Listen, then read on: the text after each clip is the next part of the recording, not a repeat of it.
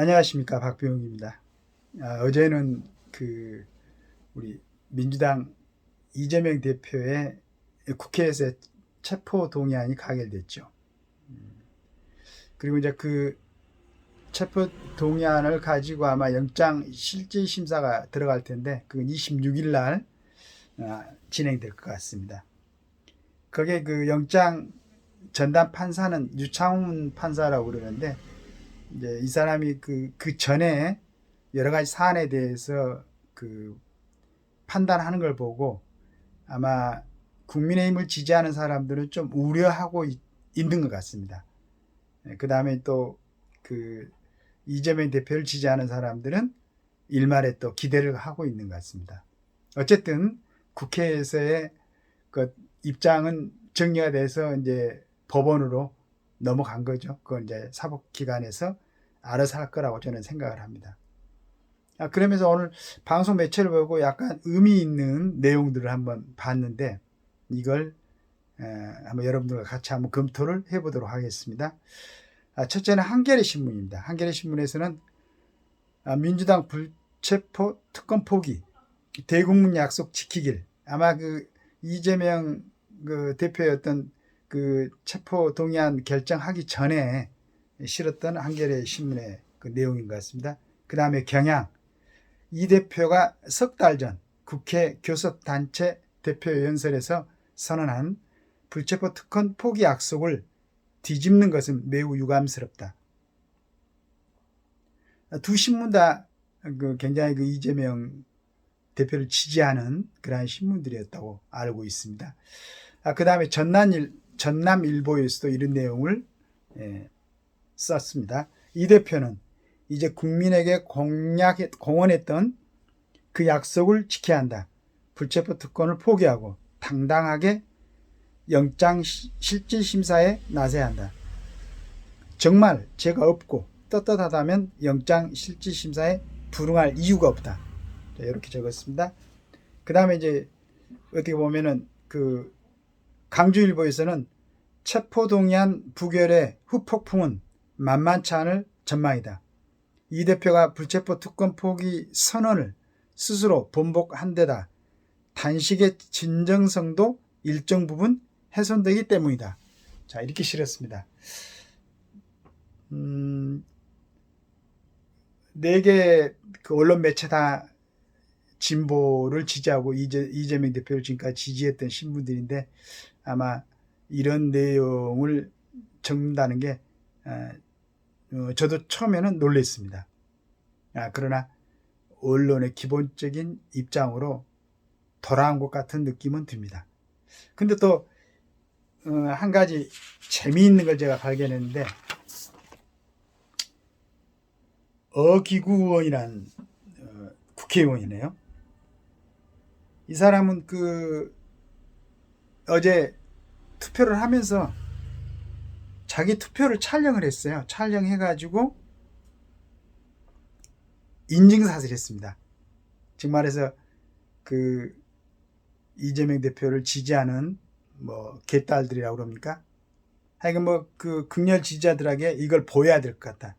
그 사람이 그래서 원칙적으로 투표용지를 촬영하면은 안 되는 것이 맞다, 이렇게 썼습니다, 본인이.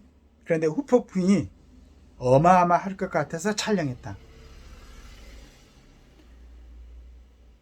여기 이제 잠깐 참고적으로 우리가 일반 선거에서는 기표한 투표지를 촬영하면 불법, 비밀투표 유지를 해야 되니까요. 투표의 4대. 그 다음에 2년 이하의 징역, 400만 원 이하의 벌금에 해당됩니다. 근데 이제 국회의원들이 무기명 투표를 하면서 용지를 촬영한 것은 특별한 따로 규정이 없다고 있습니다. 이것도 일종의 특권이 아닌가. 왜 일반 선거에서 일반 국민들은 본인들이 투표한 용지를 촬영하면은 2년 이하의 징역 내지는 400만 원 이하의 벌금에 처해지는데, 국회의원들은 모든 것을 규정하는 법률을 입법하는 사람들한테는 그런 제재가 없는가.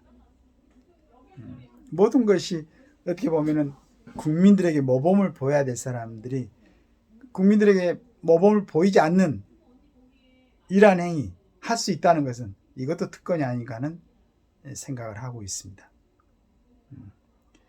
어기구원 뭐 그렇게 용기를 내서 그걸 촬영을 해가지고 올렸으니까 공천 받으시기 바랍니다.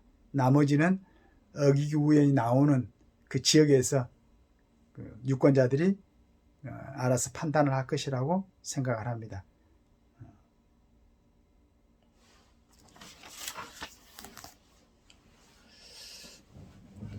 그 다음에 이제 아까 잠깐 언급했듯이 이러한 특권이 국회의원들한테 있다는 거.